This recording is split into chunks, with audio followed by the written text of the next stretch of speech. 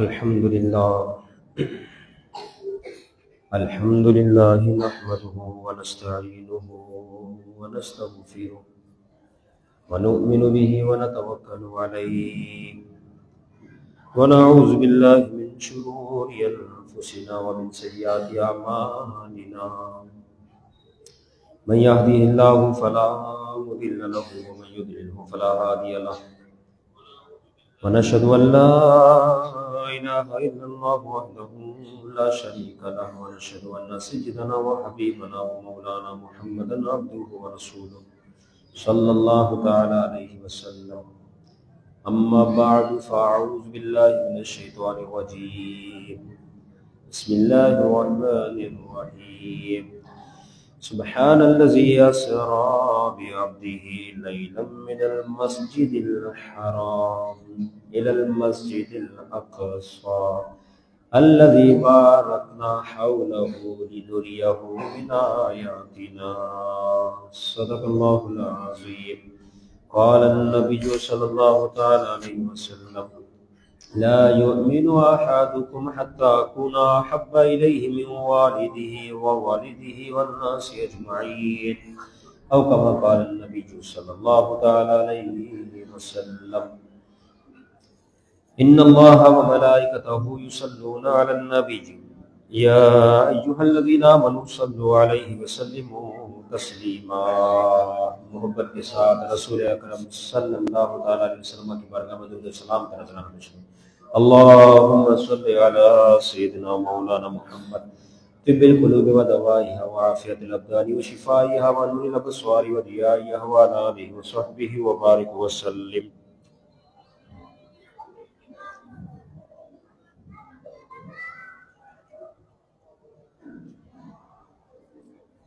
جزا اللہ عنا سیدنا ومولانا محمد صلی اللہ تعالی علیہ وسلم ما هو أهل. مولاي صل وسلم دائما ابدا على حبيبك خير الخلق كلهم، فإن فضل رسول الله ليس له حد فيعرب عن ناتكم بفمه. بلغ الأولى بكماله كشف الدجى بجماله حسن جميع خصاله صلوا عليه وآله.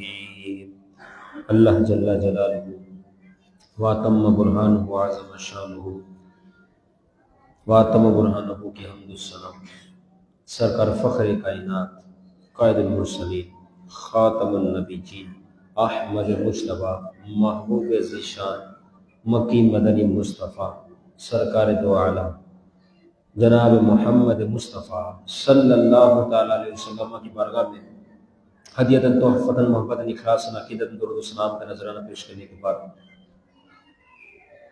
نہایت معزز محترم محتشم مکرم شامل ذی وقار نمازی حضرات اہل محلہ، جیسا کہ آپ تمام احباب بخوبی جانتے ہیں کہ آج کی یہ مقدس شب جو نور کی برسات لیے رحمتوں برکتوں فضیلتوں عظمتوں کو لیے ہوئے ہمارے درمیان جلوگر ہے، یہی وہ مقدس رات ہے جس کے بارے میں یہ باتیں درج ہے، اور یہی الحمدللہ اہل سنت و جماعت کا عقیدہ بھی ہے کہ آج کی شب اللہ رب العزت نے محبوب علیہ السلام کو لا مقام پر بلا کر جسم اور روح کے ساتھ جیتی جاگتی حالت میں سر کی آنکھوں سے محبوب کو اپنا دیدار عطا فرمایا. کتنی عظیم شب ہو گئی. پورے سال میں اگر اس طرح کی عظمت والی کوئی شب ہے تو مجھے بتائیے کہ اس شب میں اللہ نے اپنا دیدار ہی عطا فرما دیا اور کوئی غیب کیا تم سے نیہا ہو بلا، جب نہ خدا ہی چھپا تم پہ کڑو رو درود، جب نہ خدا ہی چھپا تم پہ کڑو رو درود. تو آج کی یہ شب ہے شب معراج مصطفیٰ صلی اللہ تعالیٰ علیہ وسلم کی نورانی یہ رات ہے۔ رب کا کرم ہوا، اس کا فضل ہوا کہ اس نے ہمیں ایک مرتبہ پھر اس عظیم الشان فضیلتوں والی، رحمتوں والی، برکتوں والی رات دیکھنا نصیب فرمائے۔ اللہ تعالیٰ اس رات کی تمام برکتیں، عظمتیں، فضیلتیں، رحمتیں ہمیں تا دم حیات بعد از مرگ تک نصیب فرمائے، اور اس رات کی قدر کرتے ہوئے ہمیں عبادتوں میں گزارنے کی، اور کل کا دن بالخصوص روزہ رکھنے کی ہمیں توفیق اور سعادت نصیب فرمائے، کیونکہ یہ چند ایام، چند راتیں سال میں ایسی ہوتی ہے جو محبوب کے صدقے اس امت کو عطا ہوئی تاکہ یہ امت ان راتوں میں عبادتیں کر کے رب کو راضی کر لے، اور پھر جب رب راضی ہو گیا تو سب کا تمام گناہ اللہ کے فضل و کرم سے معاف ہو گیا، بقیہ زندگی کی صحیح سمت پر آ گئی۔ کہ رب کا بڑا کرم ہے، اس اعتبار سے رب کا بڑا فضل ہے۔ قبل اس کے کہ مزید گفتگو کی جائے، دعا کی فضیلت خاص طور پر آج کی شب روایتوں میں آتا ہے جو شخص اس دعا کو 3 مرتبہ پڑھ لے گویا کہ اس شخص نے اللہ رب العزت کے فضل سے شب قدر کو حاصل کر لیا، شب قدر کو پا لیا، 1000 مہینوں سے بہتر رات اس کو پا لیا۔ میں پڑھتا ہوں، آپ بھی میرے ساتھ پڑھیں، مقدس جگہ ہے، مقدس وقت ہے، اور رات کا یہ پہر ہے، اور شب معراج مصطفیٰ صلی اللہ علیہ وسلم کی عظیم شب ہے، تاکہ ہم جب یہاں سے رخصت ہو تو ہمارے نامہ اعمال نیکیوں سے بھرے ہوئے ہو۔ آئے تھے ہماری جولیاں خالی تھی، جب جا رہے ہو تو ہم سب کی جولیاں مرادوں سے بھری ہوئی ہو۔ اس لیے سے انشاءاللہ پڑھتے ہیں، لا الہ الا اللہ الحلیم الکریم، سبحان اللہ رب السماوات السبع ورب العرش العظیم، لا الہ الا اللہ الحلیم الکریم، سبحان اللہ رب السماوات السبع ورب العرش العظیم، لا الہ الا اللہ الحلیم الکریم، سبحان اللہ رب السماوات السبع ورب العرش العظیم، صلاۃ والسلام علیک یا نبی اللہ۔ کوشش کیا کریں اس دعا کو روز پڑھ لیں، روز، بڑا مختصر دورانیہ ہے، روز پڑھ لیں، تاکہ ہم روز پڑھتے رہیں گے۔ جو فضیلت ہے اس کے تحت میرا رب چاہے گا تو روز ہمیں لیلۃ القدر کے برابر ثواب عطا فرما دے گا۔ تو مرنے کے بعد تو پھر ایک ایک نیکی کے بارے میں ترسنا، کاش کو یہاں سے ایسال ثواب کر دیں، وہاں سے ہدیہ بھیج دیں، وہاں سے تحفہ دے دیں۔ تو آج جب ہماری سانسیں باقی ہے تو ہمیں چاہیے کہ ہم ان کی قدر کریں۔ کہ رب کا کرم ہے کہ اس امت کو حضور کے صدقے اس قسم کی راتیں عطا کی گئی، تاکہ ان راتوں کی قدر کرتے ہوئے عبادت میں وقت گزارے، اور اس رات کو جو نسبت محبوب کی ذات سے ہے، لا یؤمن احدکم حتی اکون احب الیہ من والدہ ووالدہ والناس اجمعین۔ محبوب نے فرمایا تم میں سے کوئی شخص اس وقت تک ایمان والا ہو ہی نہیں سکتا جب تک کہ میں اسے، اس کے والدین، اس کے اولاد، اس کے جتنے چاہنے والے سب سے زیادہ محبوب نہ ہو جاؤں۔ اب حضور کی محبت جہاں جہاں نسبتیں ہیں، جہاں جہاں محبتیں نسبتوں سے جڑ رہی ہے، عاشق رسول ان نسبتوں کی قدر کرتے ہوئے محبتوں کے ساتھ اس کا تذکرہ کریں۔ انہی میں آج کی ایک شب ہے، کیونکہ اس شب کی نسبت رسول اکرم صلی اللہ تعالیٰ علیہ وسلم کی طرف ہے، سرکار دو عالم صلی اللہ تعالیٰ علیہ وسلم کی طرف اس شب کی نسبت ہے، لہذا عاشق رسول کے لیے فقط اتنا ہی کافی ہے۔ کیونکہ نسبت کہاں جا رہی ہے؟ ہم تو نسبتوں کے بڑے قائل ہیں اور نسبتوں کے مطابق چلنے والے ہیں۔ یوں کہا جائے کہ شب اسرا کے دولہا پہ دائم درود، کروڑوں درود۔ امام شیخ الدین بوصیری رحمہ اللہ نے 294 ہجری آپ کی متوفا، آپ نے قصیدہ بردہ شریف کے اندر ایک شعر لکھا۔ وہ شعر کیا ہے؟ وَقَدَّمَتْ كَ جَمِيعُ الْأَنْبِيَاءِ بِهَا وَالرُّسُلِ تَقْدِيمًا مَخْدُومِينَ عَلَى خَدَمِ۔ فرماتے ہیں تمام انبیاء اور رسول نے اللہ کے نبی محبوب سرکار دو عالم صلی اللہ تعالیٰ علیہ وسلم کو اپنا امام بنا دیا۔ آج کی شب کتنی عظمت و عظمتوں والی شب ہے، کیا کچھ ہوا، فرمایا اپنا امام بنا دیا. کس طرح؟ فرمایا جس طریقے سے آقا جو ہے اپنے خادموں کا جو ہے پیشوا بنایا جاتا ہے، اس طرح آقا کو مقدم کیا جاتا ہے. قرآن مجید میں اس حوالے سے سورہ بنی اسرائیل 15واں پارہ آیت نمبر 1 کے اندر صریح الفاظ کے ساتھ معراج شریف کا ذکر موجود ہے. ہمارے کچھ لوگ ادھر ادھر دیکھ کے سن کے پریشان ہو جاتے ہیں. قرآن مجید کی آیت بالکل واضح ہے، رب کا کلام ہے، اور ساتھ ہی جانب اشارہ کر دیا کہ معراج شریف کا واقعہ در حقیقت محبوب سرکار دو عالم صلی اللہ تعالی علیہ وسلم کا دوسرا عظیم معجزہ ہے. پہلا معجزہ قرآن مجید جو قیامت تک کے لیے قائم بدائے، نہ کوئی بدل سکے نہ کوئی کوشش کر سکے، حرف بحرف حرکات کے ساتھ بے عینی اسی طرز پر موجود ہے.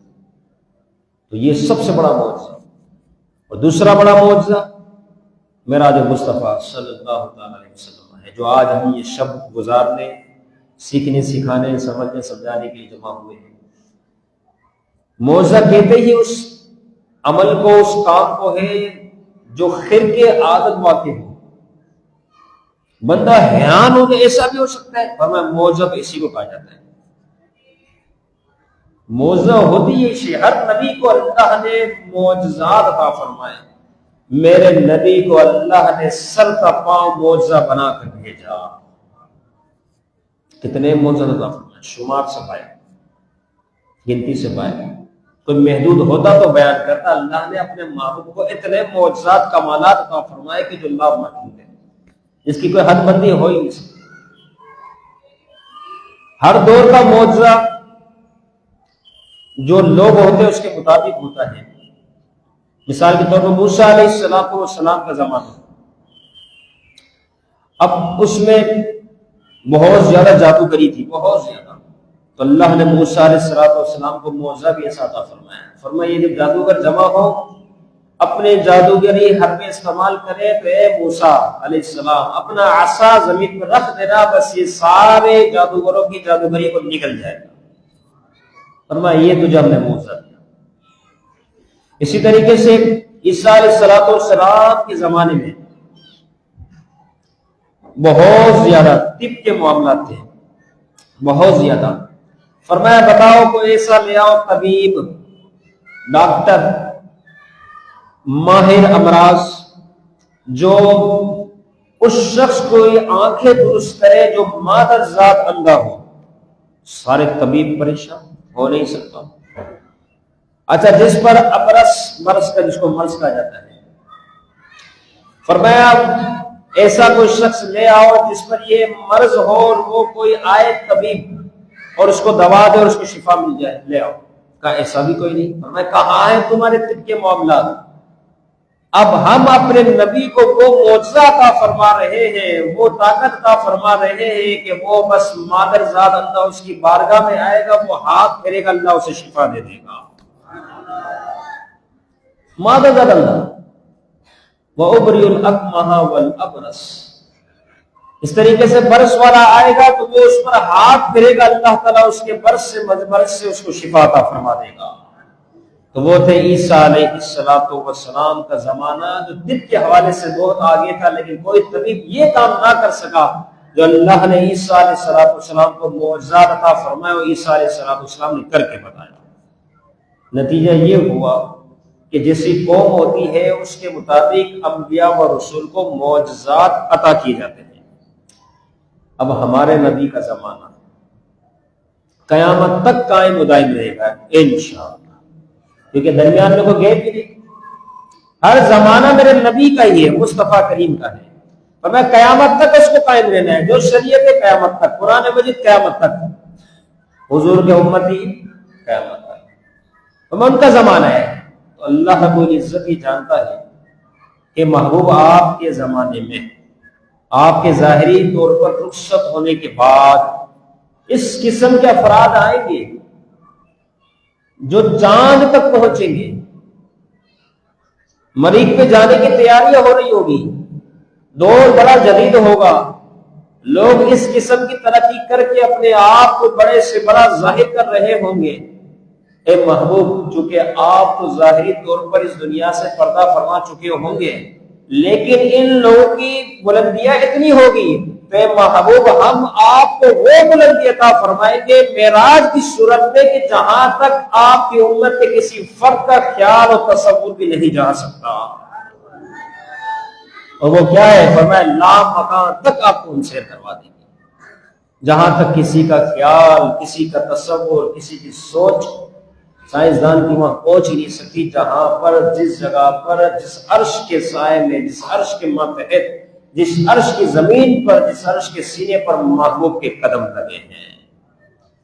تو اب یہ معجزہ بھی ایسا ادا کیا جانا ہے، ایسا عطا کیا جانا ہے جو ایسا ہو کہ قیامت تک کوئی اس طرز پر کوئی ایسی بات لا ہی نہ سکے۔ تو اللہ نے اپنے محبوب کو معراج عطا فرمائی۔ قرآن مجید میں اللہ رب العزت ارشاد فرماتا ہے سبحان الذی اسرا، پاک ہے وہ ذات، وہی ذات پاک ہے، اسرا جسے سیر کروائی، بعبدہ اپنے بندے کو سیر کروائی۔ اب دیکھیں نا، علماء نے لکھا سیر الگ شے ہے، سفر الگ شے ہے۔ سفر کیا ہے؟ چاہتے جلدی ختم ہو جائے۔ سیر کیا ہوتی ہے؟ آدھے گھنٹے کی سیر کوشش ہوتی ہے 2 گھنٹے لگتے ہیں۔ تو سیر اور سفر میں فرق ہے۔ تو محبوب کی سیر کا عالم کیا ہے؟ سیر بہت سلو سلو ہوتی ہے، وقت گزارتے گزارتے کے ساتھ ہوتی ہے، جبکہ سفر بندے کی چاہت یہاں پہنچا فوراً وہاں پہنچ جائے، جلد سے جلد مکمل ہو، لیکن سیر بہت سلو ہوتی ہے۔ تو محبوب کی سیر کا عالم دیکھیں کہ جب محبوب علیہ السلام معراج شریف سے واپس تشریف لائے تو دروازے کی جو زنجیر تھی وہ ہل رہی تھی، پانی بہ رہا تھا اور محبوب کا بستر بھی گرم تھا۔ اتنا طویل سفر جسے سیر کا جا رہا ہے تو وہ اتنی آسانی سے اس قدر جلدی ہو گیا، اس قدر۔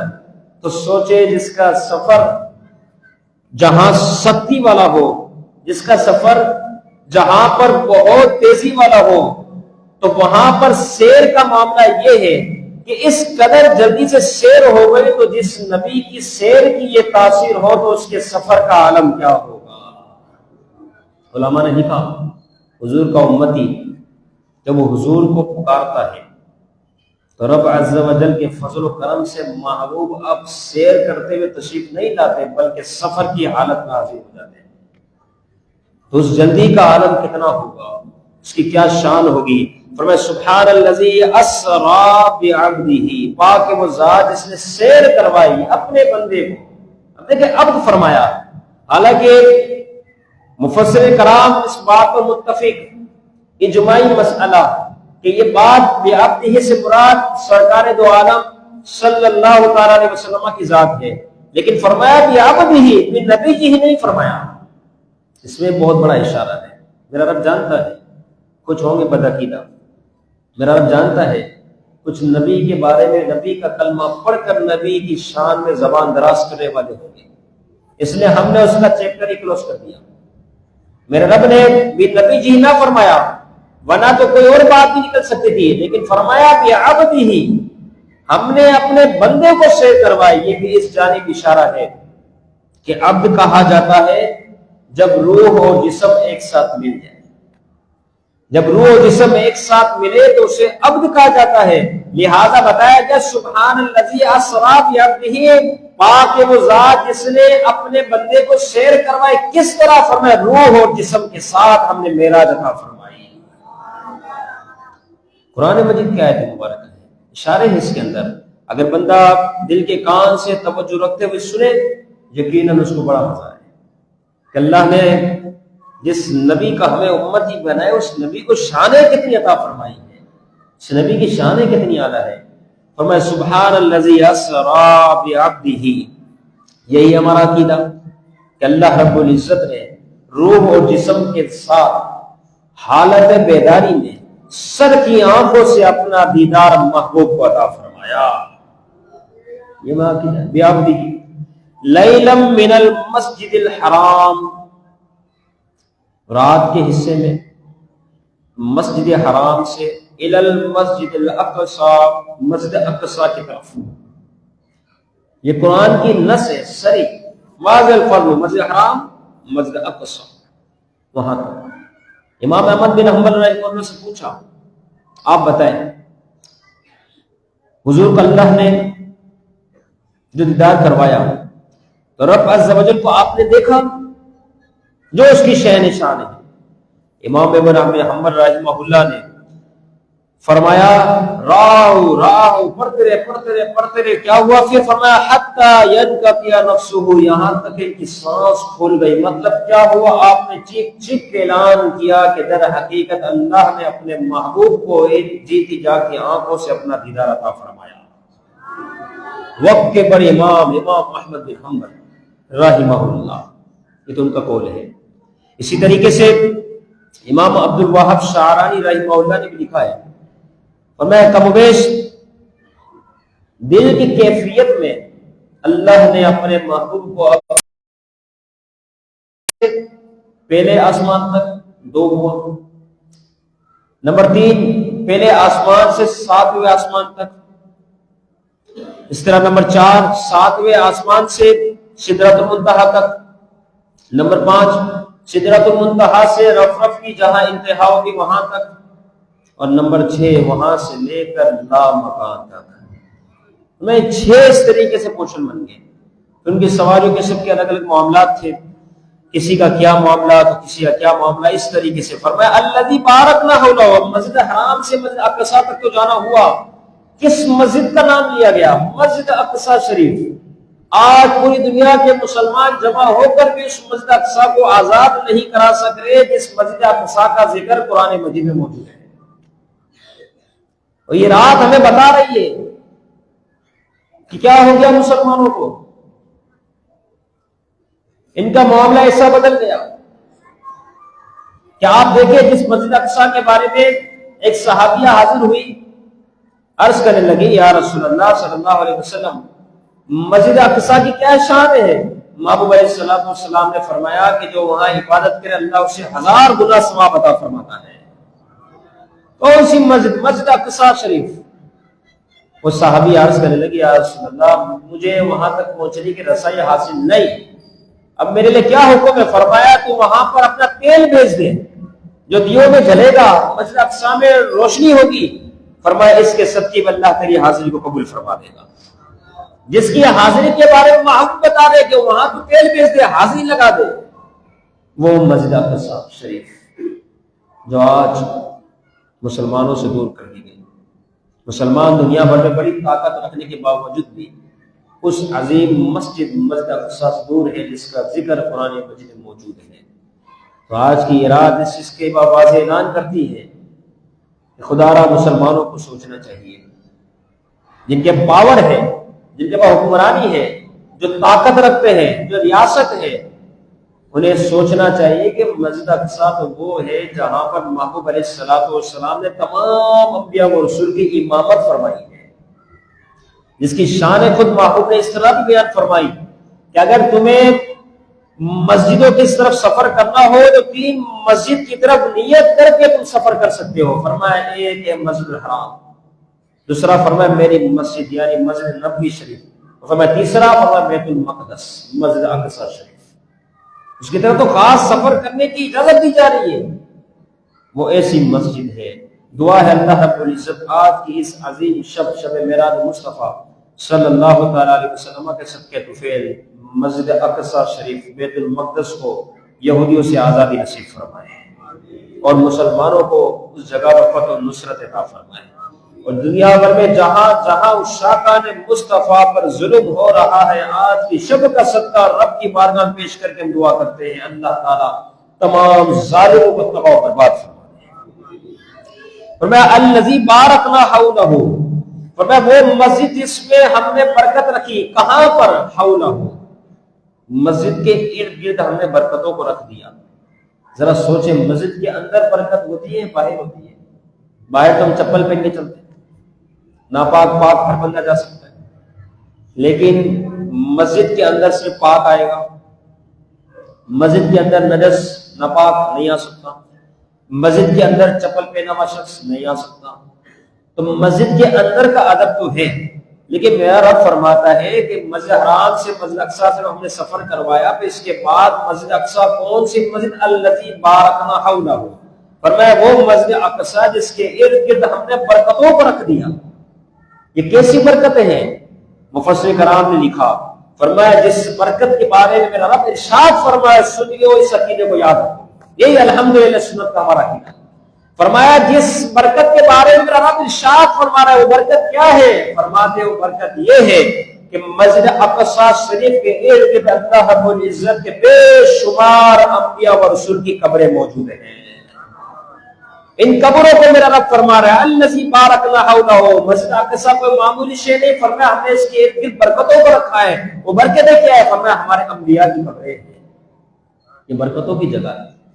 اس کے بارے میں واضح طور پہ سمجھایا جاتا ہے. یوسف علیہ السلام کا مزار شریف دریا کے بالکل قریب قریب تھا، پانی پہنچتا پھر آگے بڑھتا، لوگ خاص طور پر آتے جو پانی اس سے مس ہوتا تھا مزار شریف سے، اس کو لے جاتے اپنے کھیتوں کی طرف جاتے، جو کھیت اجڑ گئے ہوتے ان میں ڈالتے، اللہ تعالیٰ ان کو سرسبز و شاداب فرما دیتا.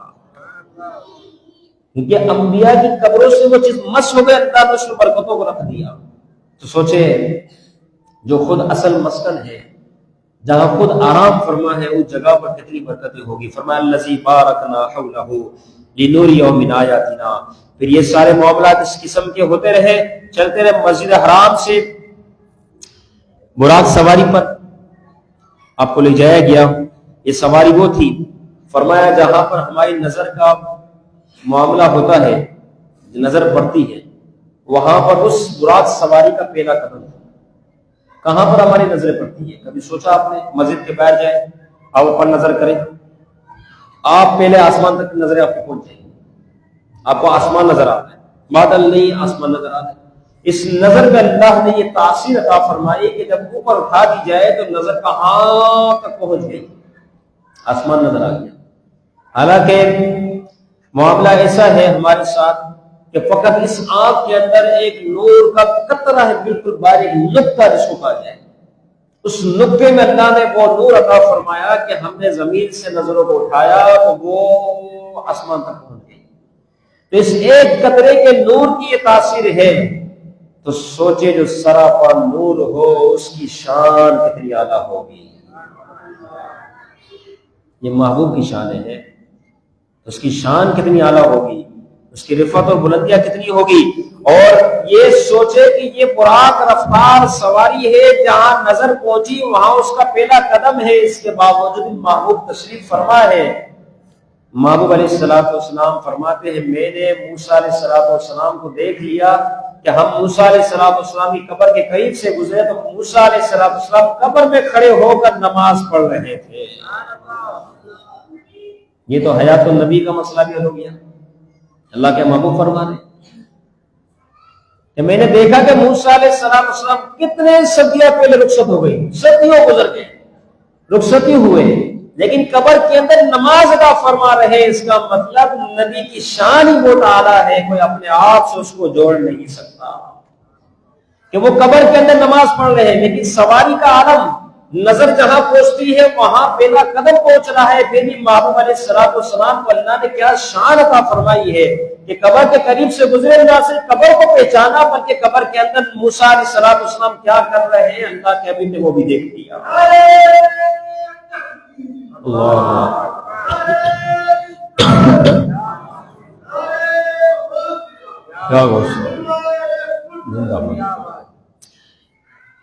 ایک اور بات بھی یاد آئی. حضرت سیدنا سعید بن مسیب رضی اللہ تعالیٰ صحابی رسول فرماتے ہیں یزیدیوں کا دور آیا، مسجد نبوی شریف میں تمام صحابہ رخصت ہو گئے کیونکہ اب یزیدیوں کا امام بٹھا دیا گیا. 3 دن تک نہ اذان نہ نماز کچھ. ایسا دور بھی آیا. وہ کہتے ہیں میرا دل بڑا بے قرار تھا، بے چین تھا کہ میں کیا کروں. آخرکار میں نے ہمت پکڑی، دیوانے والی شکل و صورت اختیار کی اور سوچا کہ محبوب کے در پر حاضر ہونا ہی ہونا ہے. ظہر کا وقت تھا، میں آ چکا مسجد نبی شریف میں، لوگوں نے دیوانہ سمجھ کے مجھے چھوڑ دیا. حضرت سیدنا سعید بن مسیب رحمہ اللہ فرماتے ہیں میں حضور کے روضہ انور کے قریب پہنچا، فریاد کرنے لگا یا رسول اللہ صلی اللہ علیہ وسلم نماز کا وقت ہوا چاہتا ہے، علم نہیں ہوا یا نہیں ہوا، اذان، اقامت، جماعت، کیا ہوگا میرے ساتھ، آ تو گیا۔ آپ فرماتے ہیں کہ میں نے یہ بات صرف سوچی ہے، وہم و گمان میں میرا خیال یہ صرف آیا ہے، ابھی تو یہاں آنا تھا، میں سن کے حیران ہو گیا، میرے کانوں نے خود رسول اکرم صلی اللہ تعالی علیہ وسلم کی قبر انور سے اذان کی آواز کو سنا۔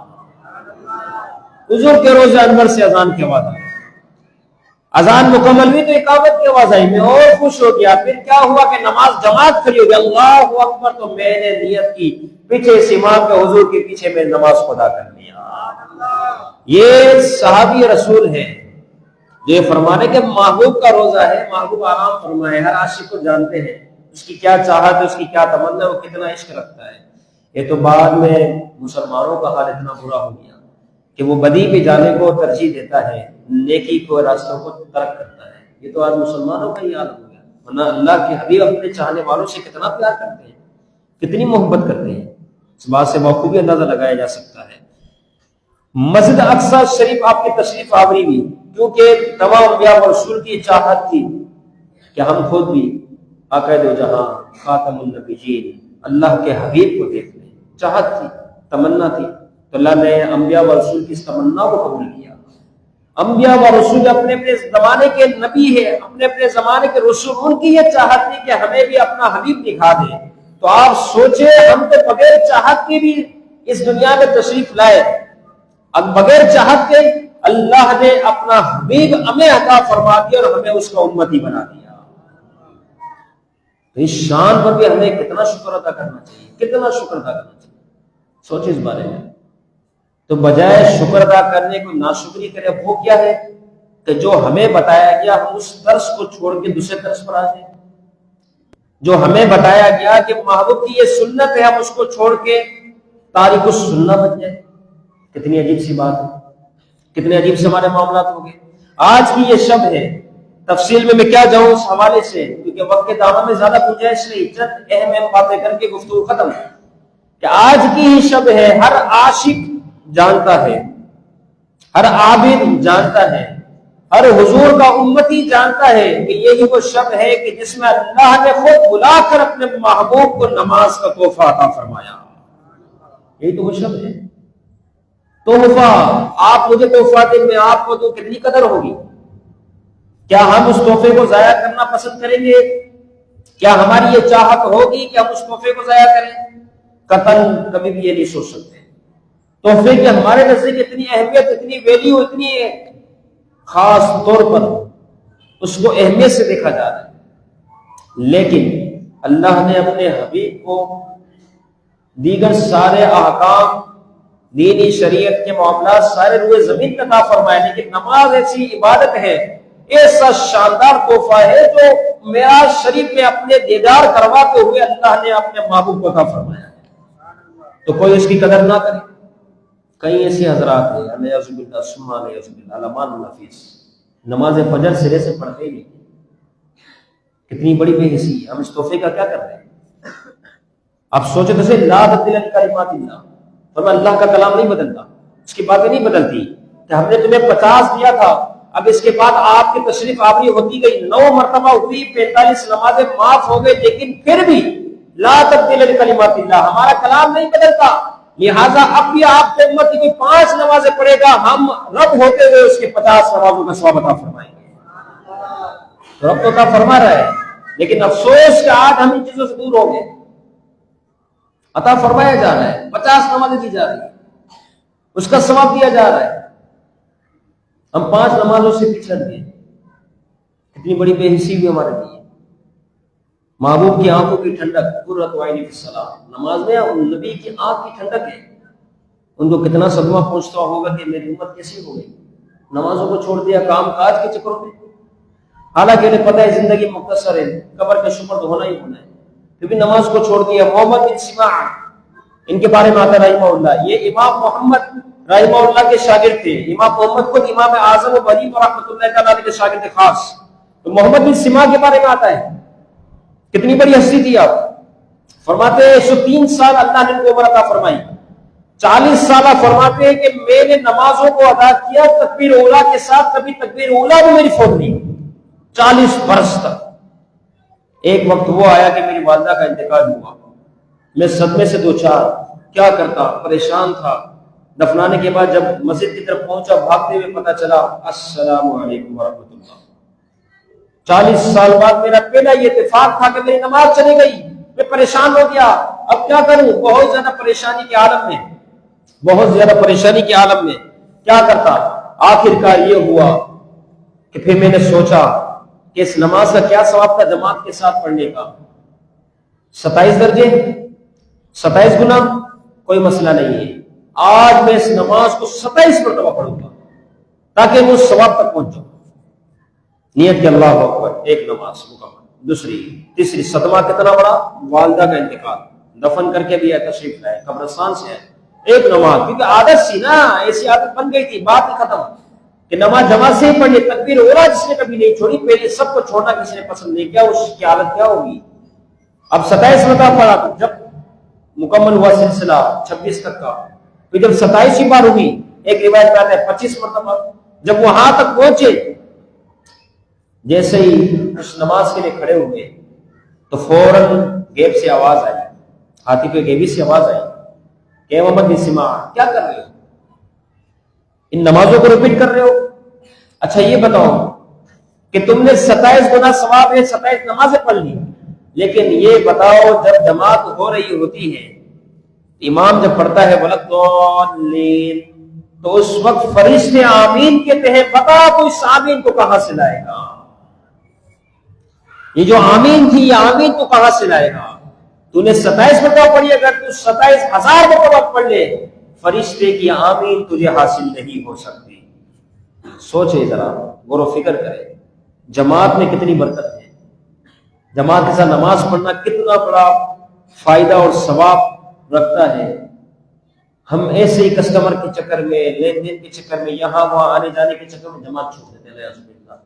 تو آج کی شب یہ میسج لے کر جائے کہ انشاءاللہ آئندہ ہماری تمام نماز جماعت کے ساتھ ہوگی انشاءاللہ۔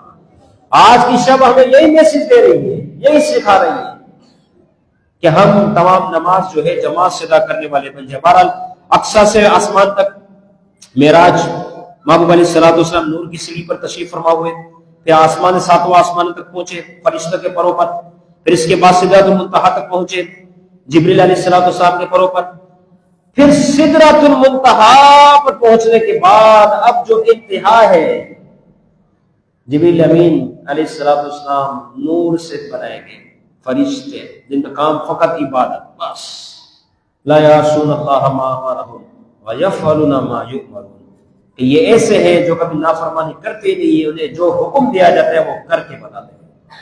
فرشتے عرض کرنے لگے یا رسول اللہ صلی اللہ علیہ وسلم، سدرۃ المنتہا میری انتہا، اب یہاں سے میں اگر ایک بال کی نوک کے برابر آگے بڑھ گیا تو میرے پر جل کر خاکستر ہو جائیں گے، یا رسول اللہ بس یہاں میرا اسٹاپ ہے۔ سوچے تو صحیح، یہاں جبریل امین علیہ الصلوۃ والسلام ایک عقیدہ بیان کر رہے ہیں جو الحمدللہ اہل سنت کا عقیدہ ہے۔ وہ عقیدہ کیا ہے کہ جبریل امین علیہ الصلوۃ والسلام نے اس موقع پر آ کر بتا دیا کہ اب میں سدرۃ المنتہا سے بال کی نوک کے برابر آگے بڑھ نہیں سکتا، کیونکہ میں آپ کی طرح نہیں، میں اب اس سدرۃ المنتہا سے آگے بال کی نوک کے برابر بڑھ نہیں سکتا، کیونکہ میں آپ کی طرح نہیں، اور یا رسول اللہ صلی اللہ علیہ وسلم آپ کو آگے جانے سے میں روک نہیں سکتا، کیونکہ آپ میری طرح نہیں ہو، کیونکہ آپ میری طرح نہیں ہو۔ یہ جبریل امین علیہ الصلوۃ والسلام کو اس موقع پر جو بالخصوص ان کی گفتگو سے یہ عقیدہ واضح ہو رہا ہے، یا رسول اللہ آپ تشریف لے جائیے، کیونکہ میں آپ کی طرح نہیں، آپ میری طرح نہیں۔ یہ فرشتے جو فرشتہ ہو کر یہ بات عرض کر دے گیا، یا رسول اللہ آپ آگے تشریف لے جائیے، جو اللہ نے آپ کو نورانی، روحانی اور یہ جو بالخصوص طاقت عطا فرمائی، شان و شوکت عطا فرمائی، یہ آپ کے علاوہ کسی کو بھی حاصل نہیں، یا رسول اللہ آگے تشریف لے جائیے۔ پھر پہلے آسمان پر آدم علیہ السلام، دوسرے آسمان پر یحییٰ و عیسیٰ علیہ السلام، تیسرے آسمان پر یوسف علیہ السلام، چوتھے آسمان پر ادریس علیہ السلام، پانچویں آسمان پر ہارون علیہ السلام، چھٹے پر موسیٰ علیہ السلام، اور 7ویں پر حضرت ابراہیم خلیل اللہ نبی جناب علیہ السلام سے ملاقاتیں ہوئی. اس کی الگ الگ ساری تفصیل ساری ڈیٹیل ہے. مختصر یہ ہے کہ ابو الحسن رفاعی رحمہ اللہ فرماتے ہیں کہ نور کی پرواز کی روحانی طور پر یہ نور کی پرواز ثابت شدہ عمل ہے. روح کی پرواز کرنا کس طرح؟ علامہ سعد بن تفتازانی رحمہ اللہ کی کتاب شرح عقائد نصفیہ جو ہر مکتبہ فکر کے علماء کی درس نظامی پڑھاتے ہیں بڑے درجوں میں، ان کی شرح کی نبراس شرح ہے نبراس، اس کے اندر یہ بات موجود ہے. فرماتے ہیں ابو الحسن رفاعی رحمہ اللہ نے پرواز شروع کی. کتنے عرش ہے کوئی شمار ہی نہیں کر سکتا. ایک عرش کو پار کیا، دوسرے کو پار کیا، تیسرے کو پار کرتے کرتے یہاں تک کہ 7 لاکھ عرش امام ابو الحسن رفاعی رحمہ اللہ نے روح کی صورت پار کر دیے. عاطف گیبی سے آواز آئی، اے رفاعی کہاں آ رہا ہے، کہاں کو چل رہا ہے، ذرا بتا تو صحیح. امام ابو الحسن رفاعی رحمہ اللہ سے کہنے لگے، اے اللہ میں تو وہاں اس جگہ کی چوکھٹ کو دیکھنا اور چومنا چاہتا ہوں جس عرش کے سینے پر محبوب کے قدم لگے. جس عرش نے محبوب کے قدموں کو چوما میں تو اس کی چوکھٹ کو دیکھنے کے لیے نکلا ہوں. میرے رب کی طرف سے حکم ہوا، یہ بھی آواز آئی، اے ابو الحسن واپس چلا جا. تو نے 7 لاکھ عرش اگرچہ عبور کر لیے، لیکن یہ بات یاد رکھ کہ تو کروڑوں سال بھی پرواز کرتا رہے تو تو وہاں تک پہنچ ہی نہیں سکتا جس عرش پر محبوب کے قدم لگے. وہاں تک تو نہیں پہنچ سکتا، تیری پرواز ختم ہو جائے گی لیکن تو اس جگہ تک پہنچ نہیں سکتا.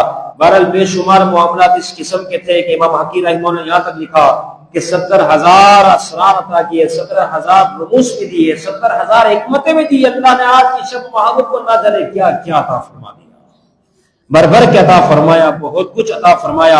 انہی میں ایک نماز کا تحفہ تھا جو عطا فرمایا، جس کے حوالے سے ہمارا ذکر ہوا. لہذا کوشش کی جائے جہاں تک ممکن ہو عبادتیں کی جائے، رب کو راضی کیا جائے. آج کی شب کے حوالے سے بالخصوص جو ہے عبادتوں میں اس رات کو گزارا جائے. کل کے دن کا روزہ رکھا جائے کہ رجب خود ایک نہر کا نام ہے، جنت میں نہر ہے. جو شخص رجب اور مرجب کی کسی بھی دن ایک روزہ رکھ لے اللہ تعالیٰ اسے اس نہر سے سیراب فرمائے گا. ابھی تک اگر روزہ رکھنے سے محروم ہے تو روزہ ضرور رکھ لے تاکہ اس کی برکت نصیب ہوئے. فرمایا وہی لامکان کے مقیم ہوئے، لامکان تک تشریف لے کے محمد علیہ السلام. فرمایا وہی لامکان کے مقیم ہوئے، سر عرش تخت نشین ہوئے، سر عرش تخت نشین ہوئے. جب محبوب کا تخت لگا وہ لامکان جگہ تھی. وہ نبی ہے جس کے ہے یہ مقام، وہ نبی ہے جس کے ہے یہ مقام، وہ خدا ہے جس کا مکان نہیں. تو محبوب نے لامکان تک اپنے حبیب کو بلایا. فرمایا سریت من حرم لیلا الی حرم کما سر البدر فی داج من الظلام. امام شرف الدین بصری رحمہ اللہ لکھتے ہیں، فرماتے ہیں کہ محبوب کا سفر کیسا تھا.